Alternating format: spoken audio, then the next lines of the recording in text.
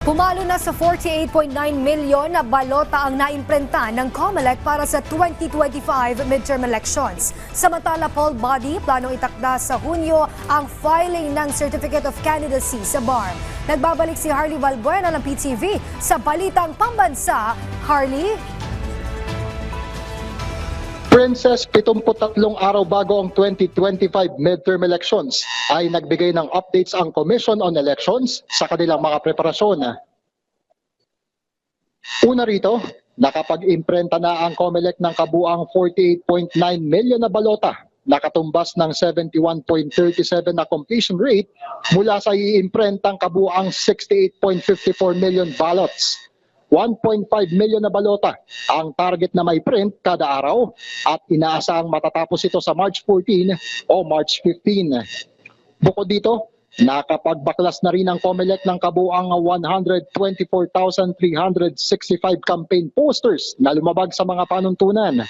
Nakipag-ugnayan na rin ang COMELEC sa iba't ibang survey organizations at kahit hindi mandatory ay pumayag umano silang magparehistro para may sailalim sa regulasyon.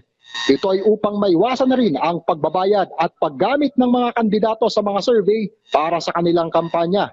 Para naman sa BARM election sa Oktubre, planong itakda ng COMELEC ang filing ng Certificate of Candidacy sa Hunyo at 10 araw para sa voters registration sa Hulyo o Agosto.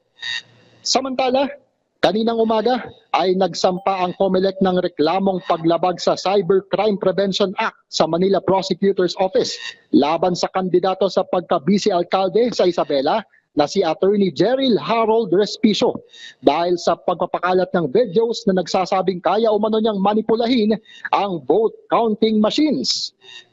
Princess, ayon kay COMELEC Chairman George Garcia, mapanganib ang ginagawang pagkondisyon ng kandidato sa isipan ng publiko na pinaparating na pwede palang manipulahin ang halalan.